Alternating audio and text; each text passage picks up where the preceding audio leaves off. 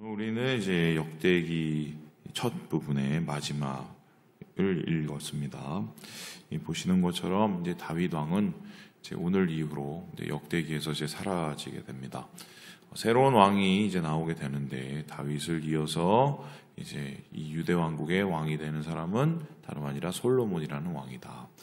그래서 오늘 이 말씀 속에 보니까 하나님 앞에 송축하고 하나님 앞에 경배하며 또 하나님을 찬양하는 이 다윗의 목숨 속에 어쩌면은 이제 다 솔로몬이 왕이 되는 일종의 즉위식이 이루어지게 되는데요.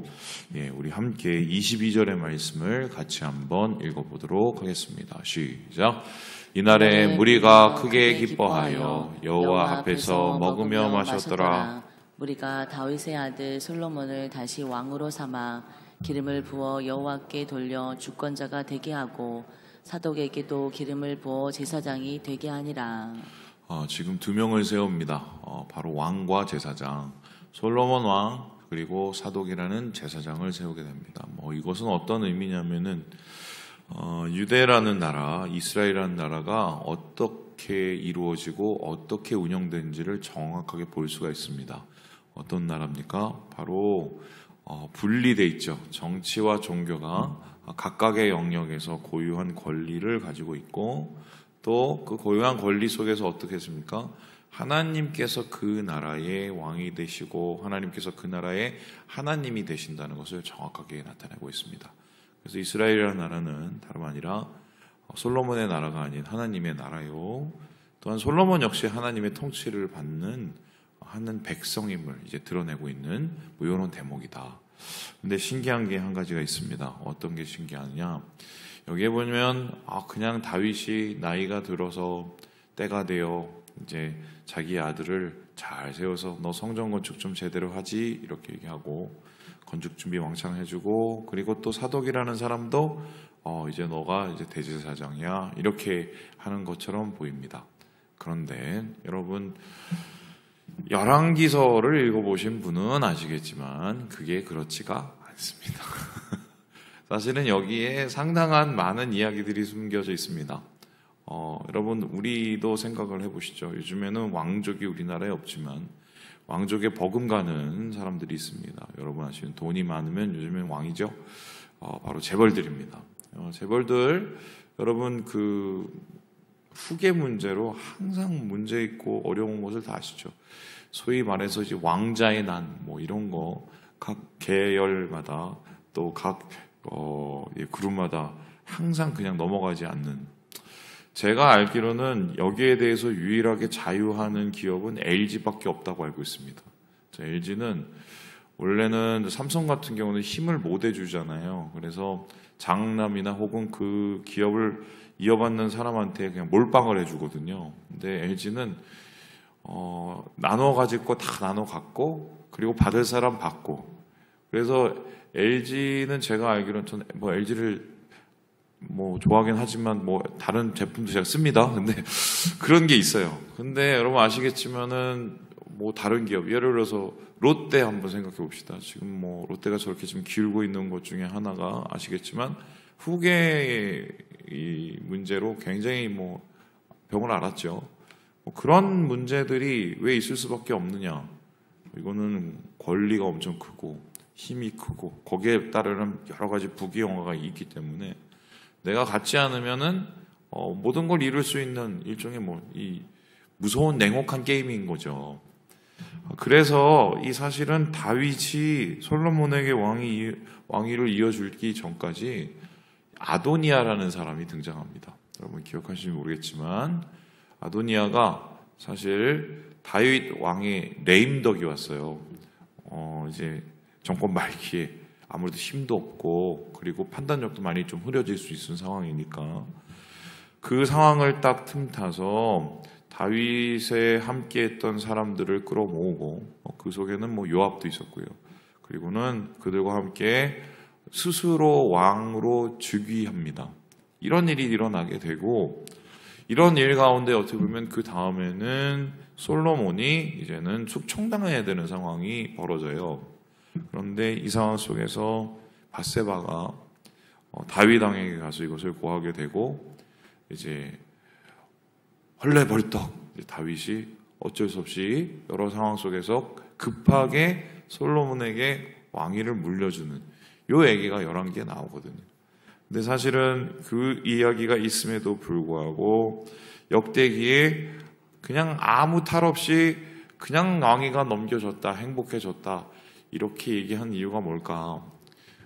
좋은 기억만 남겨두고 싶은 거죠. 왜냐하면은 이 이야기는 여러분 아시겠지만 꿈과 희망을 줘야 되는 이야기잖아요. 이스라엘 백성 포로 생활 갔다 온 이스라엘 백성 안 그래도 힘들어 죽겠는데 뭐 이러고 저러고 막 싸우고 이런 얘기보다는 다윗의 왕위와 다윗에게 주셨던 은혜가 어떻게 그 후대에 이어졌는지를 강조하는 그런 차원에서 그런 어려운 얘기들은 이렇게 좀 빼고 하나님께서 다윗을 축복하셨고 형통하게 하셨고 그건 맞으니까요. 그리고 그의 뒤를 이어서 솔로몬이 왕이 됐다. 이렇게 이야기를 하고 있는 것입니다. 그래서 여기에 대해서 23절에 이렇게 하냐면 다윗을 이어 왕이 돼서 형통했다라고 나옵니다. 그리고 그의 명령에 순종했다라고 나옵니다. 그리고 24절에 보니까요. 백성들이 어떻게 하죠? 복종했다라고 나옵니다. 그리고 25절에도 보니까요. 크게 하셨다, 뛰어나게 하셨다라고 얘기를 합니다. 자, 그럼 이걸 한번 종합을 해봅시다. 우리가 원하는 것은 어떤 것입니까? 우리의 삶이 잘 되고 또한 우리의 삶보다 우리 자녀들의 삶이 더 잘 되기를 원합니다. 믿으실란가 모르겠지만 저희 아들이 얼마 전에 방학이라 왔는데 오시는 분마다 하는 소리가 아빠하고 똑같이 생겼다고 얘기를 하시고 두 번째는 아빠보다 더 잘생겼다고 얘기를 하시는데 제가 그 말에 질투를 할까요? 절대 안 하지요. 당연하죠. 아들이 잘생겼다면 더 좋죠. 기분이 좋죠. 우리가 원하잖아요, 그거를. 그러면은 어떻게 하면 이런 일들이 일어날까 생각을 해보시죠. 자, 25절부터 다시 한번 돌아가 봅시다. 하나님께서 크게 해주시고 뛰어나게 해주시는 것은 24절에 보니까요. 백성들이 한 마음으로 어떻게 해요? 복종. 그러니까 한마디로 질서가 이루어져야 됩니다. 그런데 그 질서는 어떻게 이루어지느냐? 다시 23절로 가보죠. 왕이 어떻게 해요? 순종할 때. 왕이 순종할 때 그 순종을 통해서 어떻게 해요? 권위가 세워지는 겁니다. 권위가 세워지고 그 권위를 통해서 나라가 번창하게 되는 거예요. 그래서 이 순종, 복종, 번창 이 세 가지를 그냥 합쳐놓으면 이게 어떤 말이 되느냐? 형통이 됩니다. 형통. 23절 형통이에요. 그러면 우리 생각에는 이렇습니다. 좀 일이 하나도 안 풀려. 왜 이렇게 일이 하나도 안 풀려? 뭔가 막 안 되는 것 같아. 그러면은 또 내 주위에 막 사람이 말도 안 듣고 막 안 돌아가 뭔가 삐걱거려요. 그러면은 고민을 해봐야 돼요. 얘네들이 날 우습게 보나? 이러면서 내 자신의 막 권위를 높이고 말 안 들으면 시범 케이스로 누구를 엉망으로 해놓고 이런 거 하지 말고 내가 하나님 앞에서 하나님의 권위와 말씀에 먼저 순종하며 하나님 앞에 엎드리고 있는지를 살펴봐야 됩니다. 권위라는 것은 여러분 절대로 세상의 권위는 자기가 가지고 있는 힘에서 와요. 그런데 그 힘이 떨어지면 어떻게 됩니까? 그 권위는 사라지고 맙니다. 아주 초라해지죠. 지금 여러분 보세요. 윤 전 대통령님 지금 소환으로 계속 왔다 갔다 하는데 안 나가겠다, 언제 나가겠다 계속 이렇게 얘기하는데 전에 같았으면은 이러한 얘기를 할 수가 없었겠죠. 힘이 사라지니까 권위가 사라집니다. 그죠? 그런데 하나님의 세상은 달라요. 어떻습니까? 우리가 하나님께 순종하고 하나님의 권위를 인정하면 그것이 곧 우리가 세워지는 권위의 뿌리가 되는 겁니다. 그래서 이러한 솔로몬에게 주시는 하나님의 형통이 왜 이루어졌는지를 다시 보고 우리의 삶을 돌아보게 된다. 이 대목을 우리가 이 즉위식을 통해서 알 수가 있습니다. 그리고는 이제 다윗을 이제 추억하는 일이 옵니다. 자, 다윗이 죽어요. 그러면 그 다윗은 어떤 사람이었는가? 한 줄 이렇게 남겼겠죠. 여기에서 28절에 보니까요, 이런 말이 나옵니다. 우리 같이 한번 읽어보죠. 시작. 그가 나이 많아 늙도록 부하고 존귀를 누리다가 죽음에 그의 아들 솔로몬이 대신하여 왕이 되니라. 우리는 이 부분을 이게 너무 좋아합니다. 왜냐하면은 야 오래 살아요, 장수, 그리고 부귀 영화, 그렇죠? 명예 충만, 야 이번 이런 최고가 어디 있어? 야 우리도 막 이렇게 되고 싶지. 야 역시 왕은 해야 돼. 이런 생각이 들지 모르겠습니다. 그런데 저는 이 말보다 더 크게 느껴지는 말이 있어요. 보통의 장수, 부귀, 영화, 그 다음에 명예가 막 충만하고 최고가 되기 위해서 어떻게 해요? 요즘은 잘 태어나야 됩니다. 옛날에는 개천에서 용이 나고 막 이랬지만 요즘은 개천이 없어요, 그냥.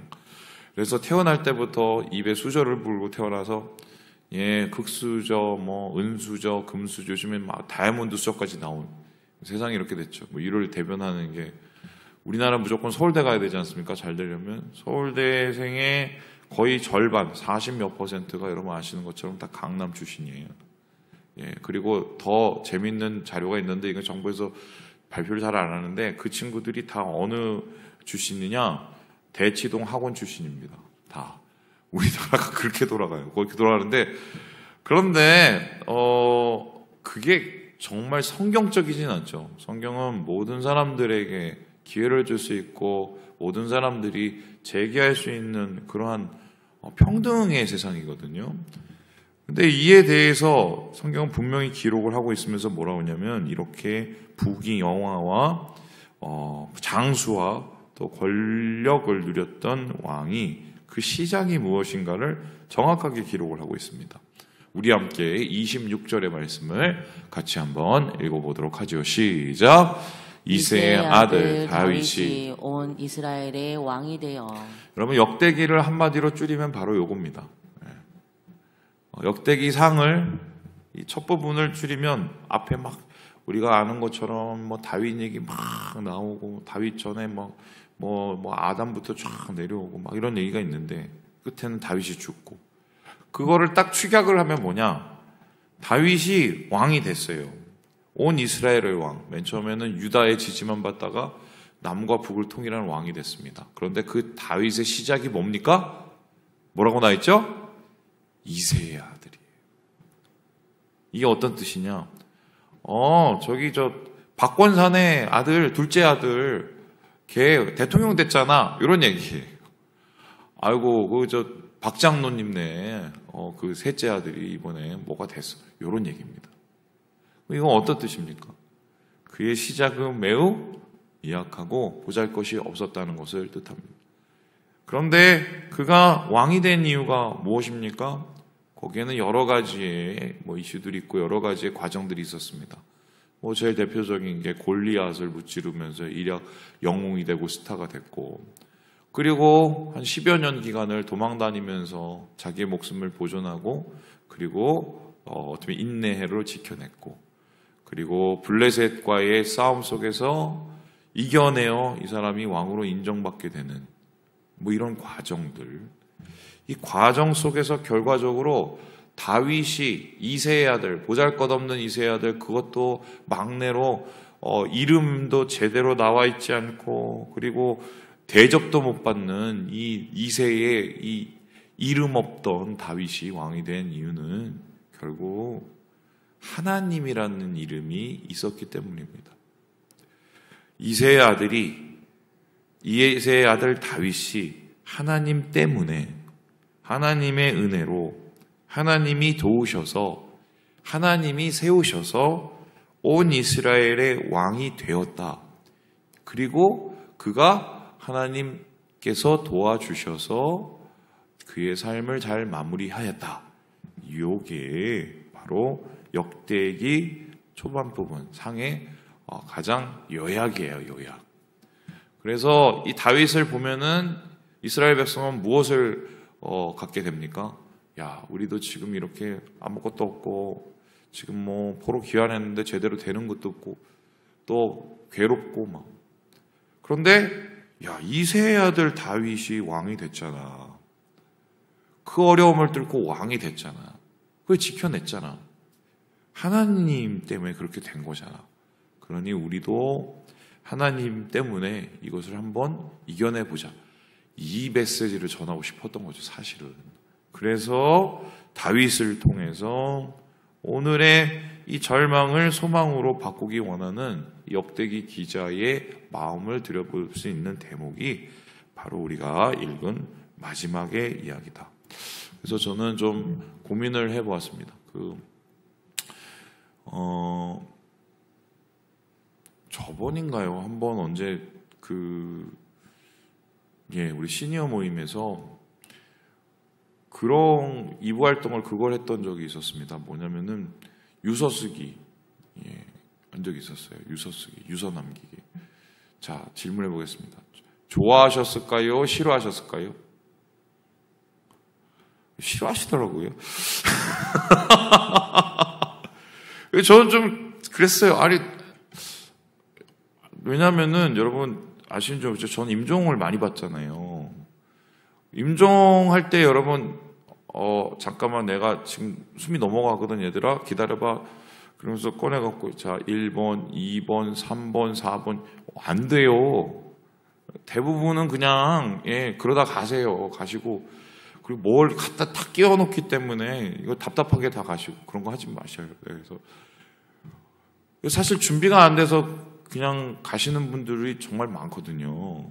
그래서 자녀들에게 한마디라도 남기고, 야, 사실은 내 통장 번호는 뭐뭐고, 계좌 비밀번호 이런 거 말고 내 인생에서 우리 자녀들에게 남기고 싶은 말, 내 인생을 돌아보면서의 내가 하는 반성과 또 거기에 따른 교훈들과 내가 지켜온 그래도 소중한 가치들, 사실 이런 얘기들을 남기는 건 정말 중요하고, 그거에 유서는 제가 볼 때는 한 번 쓰는 게 중요한 게 아니라 계속 반복해서 써야 된다고 생각하는 게, 왜냐하면은 그 글을 쓰면서 돌아보기도 하지만 오늘의 삶을 다시 살아내려는 마음도 생기거든요. 그런데 이제 싫어하시는 게 보면은 영정사진은 또 잘 찍으세요. 그래서 왜 찍으시냐 물어보면 영정사진을 찍으면 장수한다고 그렇게 또 그런 얘기를 누가 만들었겠죠. 근데 영정사진은 잘 찍으면서 유서 쓰라면은 그렇게 싫어하세요. 근데 저는 믿는 사람들은 어떻게 생각하냐, 매일매일 유서 쓰는 마음으로 살아야 된다고 저는 생각을 합니다. 오늘이 마지막일 수도 있잖아요. 우리의 인생에 돌아봤었을 때 뭐가 남을까? 제가 얼마 전에 우리 한 성도님 칠순잔치를 다녀왔었는데 그 얘기 하시더라고요.